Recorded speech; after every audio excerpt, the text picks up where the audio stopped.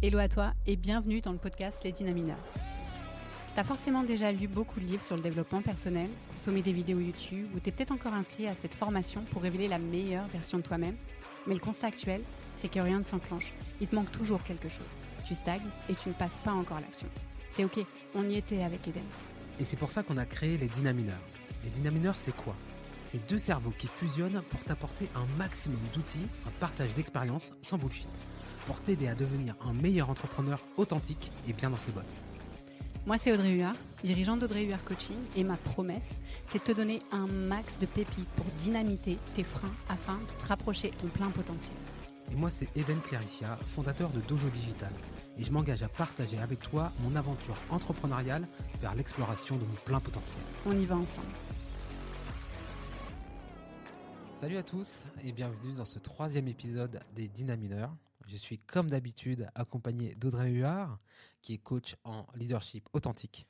Waouh, il n'a pas dit vertueux. Et non, Waouh. Je suis Eden, entrepreneur et fondateur de Dojo Digital, un studio de production de podcasts, mais pas que. Aujourd'hui, on va parler d'un sujet assez particulier. Et là, le format même de l'épisode sera différent parce qu'aujourd'hui, c'est Audrey qui va partager son expérience professionnelle par rapport au sujet qu'on va découvrir ensemble. Bonjour à tous les deux. Alors j'aurais une question ou plutôt une réflexion au sujet de ce qui fait la réussite d'un entrepreneur. En fait, quand je me suis lancée dans l'entrepreneuriat, j'avais tendance à penser que c'était les compétences qui étaient vraiment le plus important. Donc j'accumulais les formations, je cherchais toujours à me former davantage pour me sentir légitime, me sentir plus compétente. Et en fait, j'ai remarqué que à compétences égales, tous les entrepreneurs ne réussissent pas de la même manière. Donc ça m'amène à cette réflexion. Finalement, est-ce que ce sont les compétences qui comptent le plus pour réussir ou est-ce que ce sont d'autres aspects comme par exemple la confiance en soi dont on a déjà parlé ou la personnalité, voilà, ce genre de choses. Et j'aurais vraiment aimé avoir votre analyse, votre regard sur ce sujet. Voilà, merci à tous les deux. Au revoir. Merci. Alors, avant de répondre en fait à cette super question, est-ce que tu peux nous dire qui l'a posée ? Évidemment. Alors, on te remercie encore une fois, Claire, puisque c'est Claire Méret qui, à nouveau, nous fait le gros kiff de partager ce qu'elle a en tête à travers ses réflexions qui sont toujours exceptionnelles, de vraies ressources, de vraies pépites. Claire Méret, pour rappel, elle est rédactrice web SEO. Elle a 10 ans d'expérience dans la psychologie et donc elle a bossé dans l'éducation nationale. Et elle accompagne aujourd'hui toutes les personnes qui sont dans le domaine alors, de la santé et du bien-être en grande majorité, mais pas que, évidemment. Donc, si vous êtes coach, thérapeute, je vous invite à vous rapprocher de Claire pour travailler votre positionnement sur votre site internet parce que c'est une experte pour le faire. Super. Alors, par rapport au sujet, moi, ce que ça m'a évoqué tout de suite, c'est un mélange de plein de choses. Parce qu'en fait, entreprendre, ça demande d'avoir beaucoup de compétences, de méta-compétences. Donc, il y a effectivement au centre le savoir-faire, notre domaine d'expertise, voilà, ce dans quoi on est bon. Mais autour de ça, il y a la capacité à déléguer, la capacité à savoir tenir des chiffres, ou à comprendre un petit peu la comptabilité. Ça demande d'avoir des compétences aussi sociales. Voilà. Quand on parle d'intelligence sociale, on doit aussi avoir des compétences de négociation, par exemple, de vente. Donc voilà, il y a plein de compétences aussi, mais il y a le savoir-faire, il y a le savoir-être. Voilà, il y a le savoir devenir. Donc là, je reviens sur l'état d'esprit de croissance. Donc pour te répondre, il n'y a pas simplement que ce qu'on sait faire. Quand tu as parlé des formations, moi, je comprends exactement ce que tu veux dire parce que quand j'ai commencé, moi, j'ai commencé en tant que graphiste. Et un graphiste print notamment sur la mise en page, etc., etc. Donc comment réussir à faire des affiches, des flyers, des dépliants, des catalogues, etc. Et vers 2010, il y avait de plus en plus de demandes en fait de création de sites internet. Donc je me suis formé pour pour apprendre à faire des sites internet. On continue comme ça, quoi, parce que marketing digital, IA, etc., etc. Donc il faut continuer à se former. Mais ce qui réussit à convertir tout ça, c'est notre capacité à passer du savoir-faire au savoir. Du savoir au savoir-faire, pardon. Donc, réussir, en fait, à mettre en expérience ce qu'on a appris. Parce qu'il n'y a rien de plus probant que quelqu'un qui sait très vite mettre en situation, apprendre à échouer, apprendre à apprendre à échouer vite. Si tu veux, quelqu'un qui réussit, contrairement à quelqu'un qui... On va prendre deux situations. L'entrepreneur A et l'entrepreneur B. L'entrepreneur A, c'est quelqu'un, c'est un rat de bibliothèque. Il aime bien apprendre, il aime bien aller sur YouTube et jusqu'à 3 heures du matin regarder tous les tutos du monde. Donc, il aime bien accumuler de la connaissance. D'accord ? L'entrepreneur B, lui, il aime bien faire les choses. Il fait. D'accord ? Et l'entrepreneur B va avancer beaucoup plus vite que l'entrepreneur A. Parce que lui ne va pas avoir la même relation à l'échec. Il va essayer, il va échouer, il va apprendre de ses échecs, il va continuer d'avancer et il va continuer de capitaliser sur l'expérience. En un an, l'entrepreneur A aura cumulé 3000 heures de vidéos YouTube. L'entrepreneur B, lui, en aura 0, mais aura 4 clients, tu vois. Et il aura accumulé 3000 heures de réelle expérience, en fait. Et à mon sens, c'est ce qui fait la différence. La compétence, c'est bien. Le savoir-faire, c'est mieux. L'expérience, c'est beaucoup mieux. Voilà. C'est sur le terrain que tu apprends. C'est sur le terrain que tu apprends à connaître tes compétences, à savoir ce dans quoi tu es bon, tu vois. Et c'est aussi, c'est là que tu vas éprouver vraiment ton savoir-faire. Et tu vas l'améliorer, tu vas le crafter. Comme un artisan. L'artisan, comme on dit, c'est en forgeant qu'on devient forgeron. Mais pour ça, il faut forger. Et c'est pas parce que tu apprends comment forger une lame sur YouTube que tu vas savoir le faire. Et à mon sens, c'est ça la grande différence. Je suis totalement d'accord. On disait que le format allait évoluer, qu'il allait changer parce que ce qu'on s'est dit, en fait, c'est que le partage d'expérience sera le mien parce que ce sujet, il est extrêmement important pour moi. Et Claire, merci de l'avoir posé. Alors moi, je retiens essentiellement la dernière partie qui est la question principale, qui est celle de se dire, est-ce les compétences qui sont plus importantes pour réussir que, par exemple, la confiance en soi ou encore la personnalité ? En fait, on va te répondre à travers déjà ce qu'Eden vient de te partager, qui est hyper puissant. Et aussi, moi, je vais te répondre en te racontant un peu mon histoire. J'ai commencé, j'avais pas de diplôme, hein, c'est-à-dire que j'ai commencé il y a encore 15 ans, j'étais vendeuse chez Decathlon, une très très bonne entreprise dans l'entreprise avec laquelle j'ai adoré bosser. J'y suis restée plusieurs années. Et en fait, dans cette expérience-là, je me souviens qu'il y avait différents points, tu vois, pour tout te dire, qui ont marqué mon évolution. En l'occurrence, quand j'étais vendeuse, j'ai décidé d'acheter ma maison. Et en fait, quand j'ai acheté ma maison, tu vois, tu discutes avec ta banquière. Et en fait, elle me dit à un moment, vous gagnez combien ? Enfin, quelles sont vos ressources ? Je lui donne mon salaire et elle me dit, pour l'instant. Et quand elle me dit ça, mais je me dis, mais de quoi elle parle ? Pour l'instant, de quoi ? Enfin, non, je suis vendeuse, j'ai pas de diplôme, je vais rester vendeuse toute ma vie. Tu vois, l'état d'esprit fixe complètement.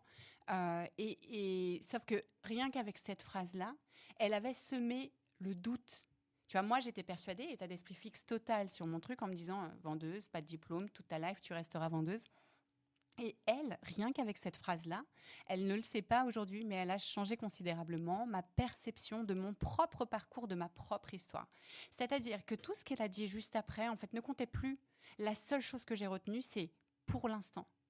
Et quand je suis sortie, je me suis dit, mais du coup, si c'est pas ça, c'est quoi ? Est-ce qu'il existe des personnes qui, tu vois, en lien avec l'épisode qu'on avait fait, le premier épisode qu'on avait fait sur les croyances, qui quelque part te poussent à remettre en doute une croyance. C'est ce qu'elle a fait. Elle a ouvert une brèche. Donc, comme je te le disais, moi, j'ai pas de diplôme. J'ai commencé vendeuse. Et en 10 ans de temps, j'ai connu 7 évolutions professionnelles. À chaque fois, je prenais des responsabilités supérieures. Donc, de vendeuse, j'ai terminé par gérer 2 centres commerciaux à impact local fort qui généraient énormément de millions d'euros. Et tout ça sans filet académique quelque part, puisque pas de diplôme. C'est en ça où je te dis, et je rejoins Eden quand il dit que finalement, tu peux avoir ce qu'on appelle l'infobésité, c'est-à-dire ce moment où en fait tu te bourres d'informations parce que quelque part tu ne te sens pas assez légitime, tu ne te sens pas assez fort pour entreprendre quelque chose. Il te faut sans cesse une nouvelle information. Ce symptôme-là, tu vois, qui est lié aussi avec le syndrome de l'imposteur, c'est quelque chose que je connais assez bien, tu vois.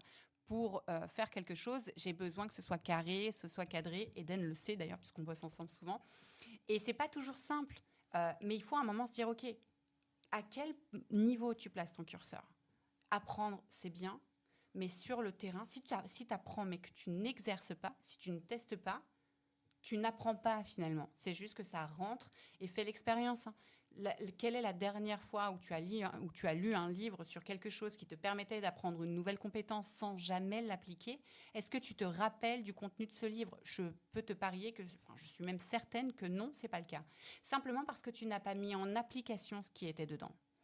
C'est là où, quelque part, tu vois, c'est là tout l'intérêt, quelque part, de se faire accompagner. Parfois, c'est nécessaire pour que quelqu'un te mette un coup de pied aux fesses de manière à ce que tout ce que tu apprends, tout ce que tu compiles dans ta tête, tu puisses le mettre en action. Ok, faisons une pause juste. Avec plaisir. Est-ce qu'on peut revenir sur ton putain de parcours? Ah oui. Mais c'est juste ouf, tu vois. Moi, je suis assez admiratif de ton évolution. C'est dingue. C'est dingue. Et tu vois, c'est un peu on va dire le rêve américain, tu vois, dans le sens où le rêve américain, c'est se dire n'importe qui peut atteindre ses objectifs et n'importe qui peut escalader cette échelle sociale, tu vois. Et je trouve que dans ton exemple, partir d'un état d'esprit fixe et d'une croyance limitante de dire mais je serai toute ma vie vendeuse, tu vois. C'est ça. Et arriver à quelques années plus tard à gérer 2 centres commerciaux qui génèrent des millions d'euros de chiffre d'affaires, c'est dingue. C'est incroyable. Est-ce que tu te rends compte un petit peu du parcours? Alors pour tout te dire, c'est aussi une résultante du syndrome de l'imposteur, c'est-à-dire que tu as souvent cette... moi je l'ai, hein, je suis une imposteur, je le revendique, c'est le cas, mais vu que je le conscientise, je sais en faire ma force. Et en fait, quand on est touché par ce syndrome-là, systématiquement, on peut voir quelque part tout ce qui nous reste à accomplir sans finalement voir tout ce qu'on a déjà accompli. C'est quelque chose que je travaille beaucoup et beaucoup de personnes dans mon entourage, dont Eden, c'est pour ça que je le montre, me poussent à le faire. Parce que parfois, il va me dire « Non, mais attends, tu te rends compte de ce que tu as fait ?»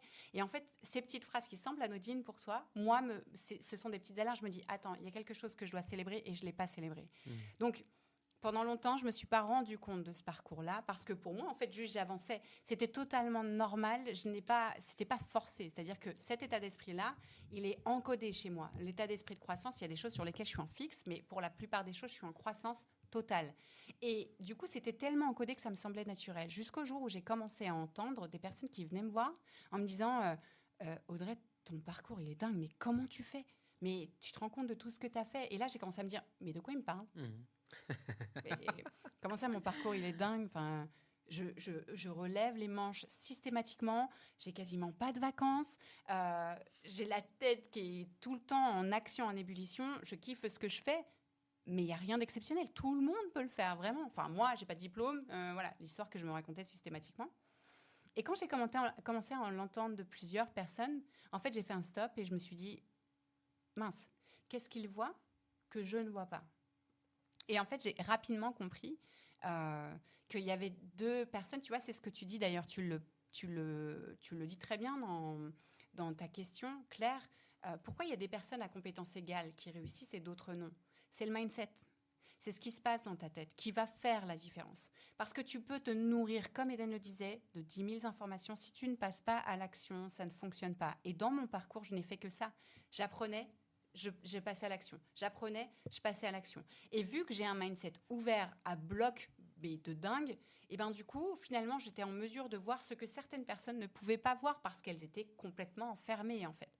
Et c'est justement cette ouverture qui permet la créativité, l'innovation, de faire des choses que personne n'ont déjà fait et qui permettent justement, dans le cas de gestion de centres de profit, de pouvoir avoir des expériences nouvelles qui attirent du monde, qui génèrent de l'argent, etc., etc.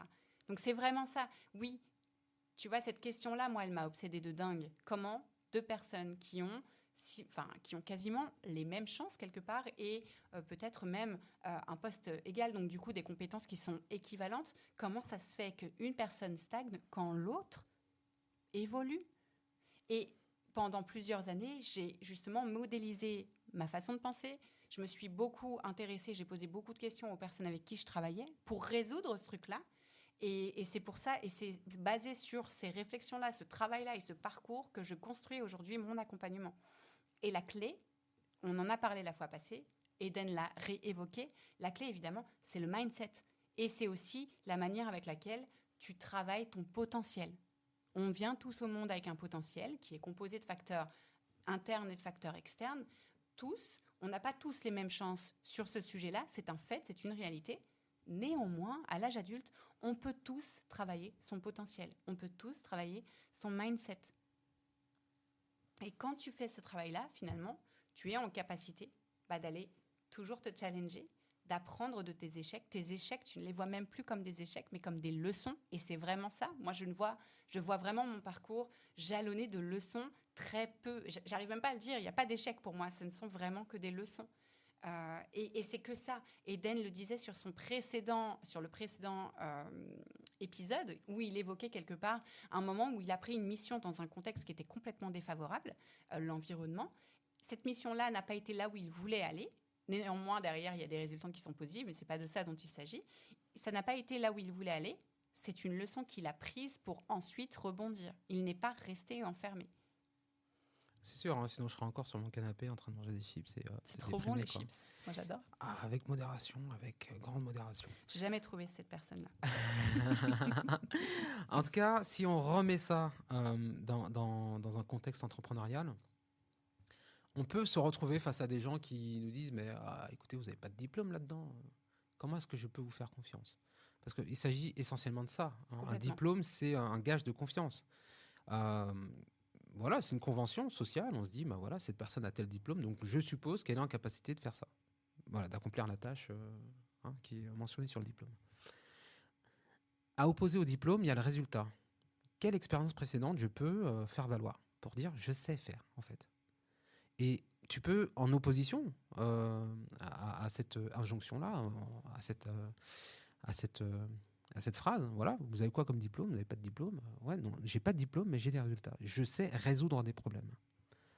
Et n'oublions pas que être entrepreneur, c'est résoudre des problèmes. C'est ça, en fait. Qu'est-ce que j'apporte? Comment est-ce que je fais en sorte que mon client ressorte grandi de notre interaction? Donc, quand quelqu'un nous oppose cet argument-là, moi, je peux dire, j'ai accompagné telle boîte et elle était dans telle situation et je l'ai accompagnée dans telle autre situation. Et j'ai résolu son problème. Et ce n'est pas un diplôme qui aide à faire ça. C'est vraiment l'expérience, c'est vraiment notre approche. Et bien sûr, en fait, à compétence égale, ce qui va faire la différence, c'est la personnalité aussi. C'est le caractère unique. Qu'est-ce qui fait que ce sera toi et pas un autre, en fait? Tu vois? Et bien sûr, je veux dire que il y a d'autres personnes qui savent faire ce que je fais. C'est clair. Peut-être qu'ils le font mieux. Peut-être qu'ils font, qu'ils le font différemment, je ne sais pas. Mais en tout cas, deviens expert dans ton truc. Tu vois? Et c'est ça, en fait. Ça revient à la confiance en soi et tout. Mais quand tu arrives à développer ton expertise, à dire je sais résoudre ce problème, je l'ai fait 1 fois, 2 fois, 3 fois, 4 fois, 5 fois, je n'ai pas besoin de diplôme. J'ai la compétence de résoudre tel ou tel problème. Et là, tu n'auras jamais de problème de client, en fait. En fait, il a raison parce que tout ne se résout pas à un diplôme. Évidemment, dans certains métiers, oui, il vous faut un diplôme, les gars, d'accord? Parce que moi, je ne vous confie pas mon corps, mon cœur, si vous n'avez pas fait des études de médecine. Évidemment. Néanmoins, Eden le rappelle très bien, dans l'entrepreneuriat, ce qui est la meilleure école reste tout de même le terrain, c'est sûr. Je rajouterai un truc. Eden vous dit, soyez un expert dans votre domaine. Je rajouterais juste, soyez authentique aussi. Parce que, tu vois, quand on parle de personnalité, ce qui a fait la différence et pourquoi on venait me chercher pour résoudre des problèmes, pour avoir d'autres missions, parce que c'est cette évolution-là, il y a un truc quand même important, c'est que je n'ai postulé nulle part. On est venu me chercher systématiquement. Donc, où on m'a conseillé, tu vois. Donc, pourquoi ? En fait, simplement parce que ma personnalité était différenciante. Tu vois, le premier centre commercial que j'ai géré, pour te donner un petit peu de contexte, je vous l'ai dit, je suis dyscalculique, vous le savez, donc j'ai un énorme problème. D'ailleurs, je suis arrivée 10 minutes en retard ce matin. J'ai un énorme problème avec la gestion de l'historie. Dernière fois. J'ai un problème avec la gestion du temps. J'ai vraiment, c'est très très difficile pour moi d'établir, voilà, de gérer un temps, surtout voilà, d'être à l'heure, etc. Je travaille beaucoup dessus, systématiquement depuis plusieurs années, donc ça va. Je suis en phase d'amélioration, mais il peut m'arriver que ce soit pas le cas. Ça a été le cas par exemple ce matin. Oh, c'est rien. Trop chou. Bref, je passe un entretien pour prendre la direction d'un centre commercial à Paris. Donc, rajouter à cela le facteur temps de la route, qui a été très compliqué. Je suis arrivée en retard. Et je suis arrivée, et donc le directeur général me dit vous êtes en retard. Je lui dis oui, effectivement, je suis en retard. C'est pas grave, on va faire l'entretien, mais vous aurez moins de chances que les autres, du coup, d'être retenu. Et là, je me dis ok, alors qu'est-ce qui va se passer? Et en fait, à ce moment-là, j'ai choisi de me dire je suis venue pour l'échange. Moi, je suis pas là pour vendre ma mère, pardon de le dire comme ça. Vraiment, je suis venue pour l'échange. J'ai des choses à te montrer, gars. Je vais te le montrer, ok? Et on a commencé l'entretien. C'est plutôt bien passé, mais je suis sortie. J'ai appelé mon père et je lui ai dit, écoute, papa, ça marchera pas, je serai jamais prise. C'est pas grave. On est allé visiter Provins juste après. Enfin voilà, on a fait des trucs cool. Le lendemain, je suis retournée au boulot. Mon téléphone a sonné. Le nom de la personne s'est affiché. Je me suis dit, il vient me dire que je ne suis pas prise. Et en fait, la première chose qu'il m'a dit, écoutez, malgré le retard, en fait, c'est vous qu'on choisit. Je lui ai dit, mais attendez, je suis arrivée en retard. Il m'a dit oui, mais en fait, tout ce que vous avez dit après, ça a éclipsé le retard. Et c'est ce qui se passe quand tu es authentique. Sois juste toi-même, d'accord? Sois expert, évidemment. Plus tu vas acquérir de capacités, plus tu auras de confiance en toi, plus tu vas aller vivre de nouvelles expériences, mais garde toujours cette signature qui est la tienne. Les gens viendront te chercher pour ça, en fait. Si aujourd'hui, moi, je suis à côté d'Eden, Eden le dira peut-être aussi, mais en tout cas, pour ma part, c'est parce que Eden est une personnalité exceptionnelle. Évidemment, il a beaucoup de compétences et il sait faire beaucoup de choses. Mais si je suis là, c'est parce que c'est Eden.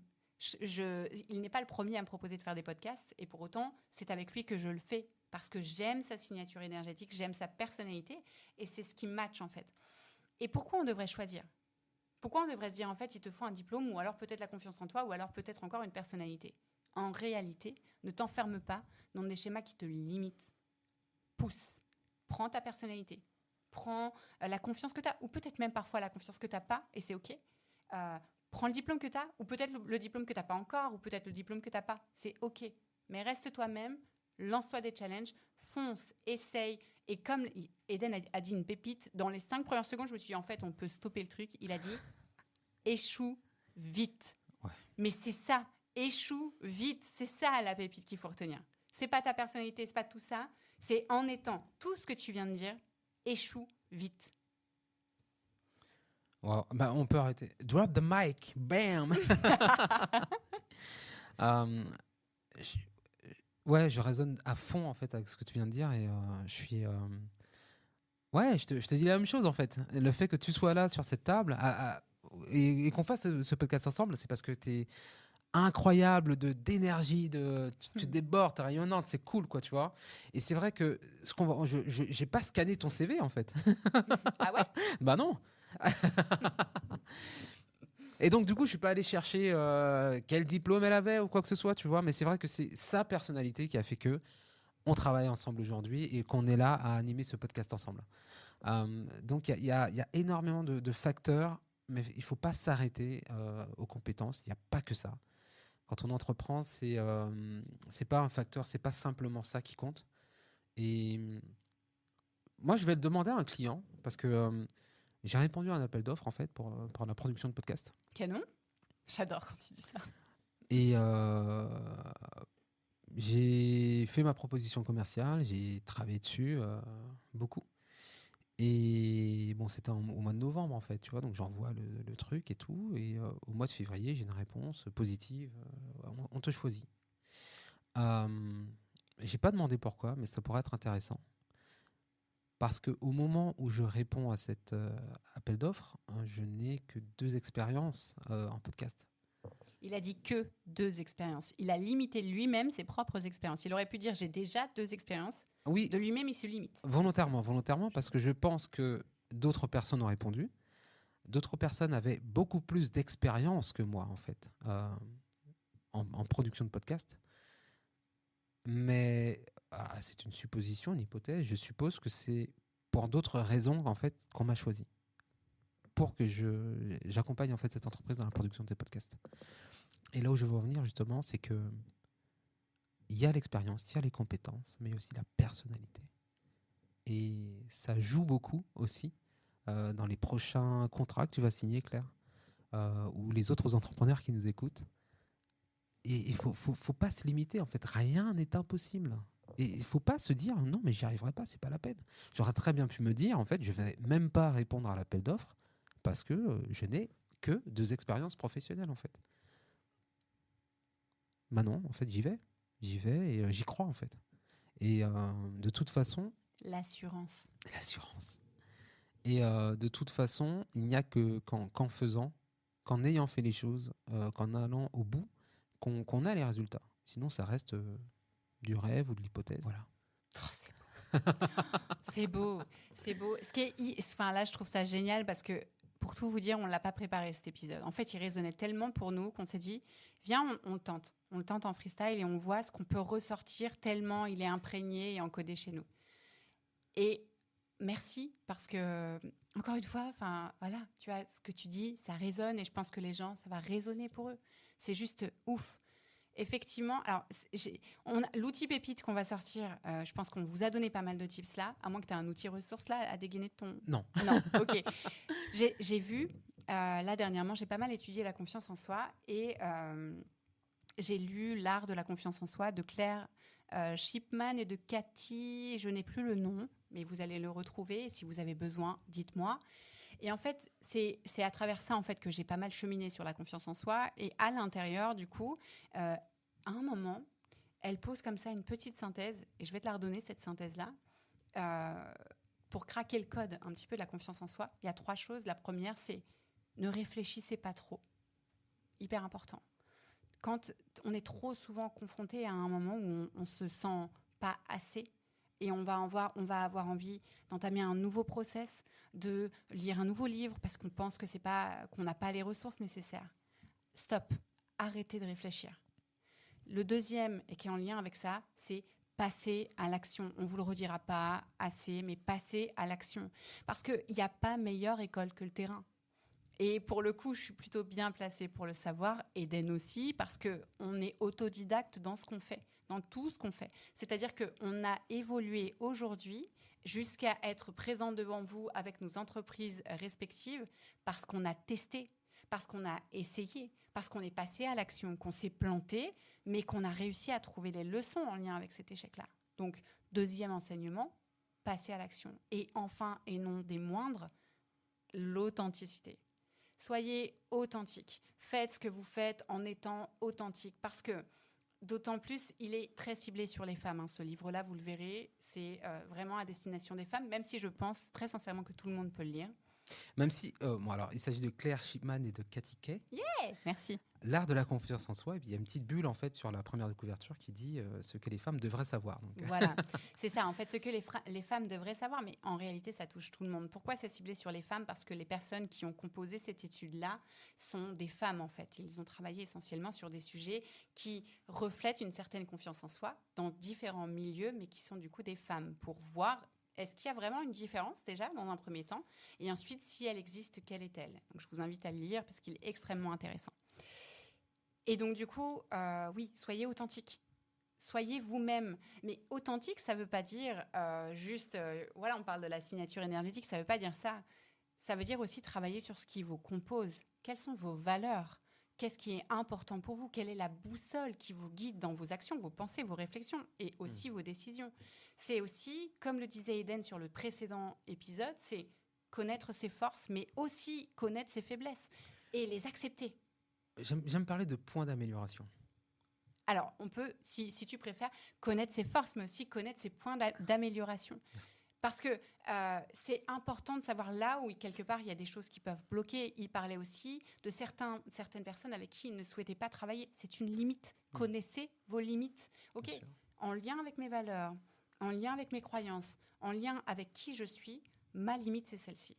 C'est ça, être authentique. C'est pas juste essayer d'être quelqu'un, ou c'est pas se dire il faut que je sois comme ça pour que les gens m'aiment. Non, c'est accepter que vous soyez un être qui est composé d'une partie qui est vraiment chouette et d'une partie qu'il faut accepter et améliorer, même pas forcément, mais en tout cas accepter et en tout cas travailler dessus si toutefois ça vous bloque. Mais acceptez-la parce que ça vous compose. Vous êtes cette personne-là. Donc l'authenticité, je vous les redonne du coup, ne réfléchissez pas trop, passez à l'action et soyez authentique. Génial. Merci beaucoup.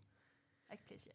Je voulais juste rajouter un truc parce que je l'avais en tête et je vais juste partager. Après, on verra si c'est pertinent ou pas. Mais ça l'est toujours. Dans les formations, là aujourd'hui, je vois la formation différemment. Avant, c'était qu'est-ce que je peux emmagasiner comme connaissances qui pourront me servir. Aujourd'hui, je me dis qu'est-ce que je peux accumuler comme compétences qui vont aider en fait mes clients. Tu vois, et là tu deviens un vecteur en fait, tu vois. Et c'est pas en fait c'est quel sens je vais donner à cette formation, quel sens je vais donner à cette nouvelle compétence que je vais acquérir. En quoi est-ce que ça va aider en fait mes clients. Et quand tu le vois comme ça, tu ne te formes pas pour toi, mais tu te formes dans un but de résoudre un problème. Et plutôt que de papillonner de compétences de formation en formation et essayer d'accumuler en fait du savoir, c'est à quoi est-ce que ça va servir au final.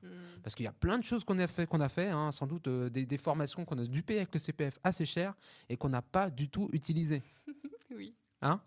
Et donc du coup, je pense qu'avoir une lecture comme ça, à quel but ça va servir, à quoi ça va servir, est-ce que ça va aider mes clients, ça nous permet en fait de choisir dans quelle direction on va aller et cette compétence comme un levier, tu vois, qui nous aide à aller plus haut et toujours dans cette démarche de service en fait. Tu vois. Ce que tu dis là, c'est une pépite et moi je l'utilise beaucoup en coaching. Le passage du je au nous pour justement une mission un peu plus globale vous dissocie de vous-même et c'est plus facile de parler de soi quand on est dissocié. Faites l'exercice.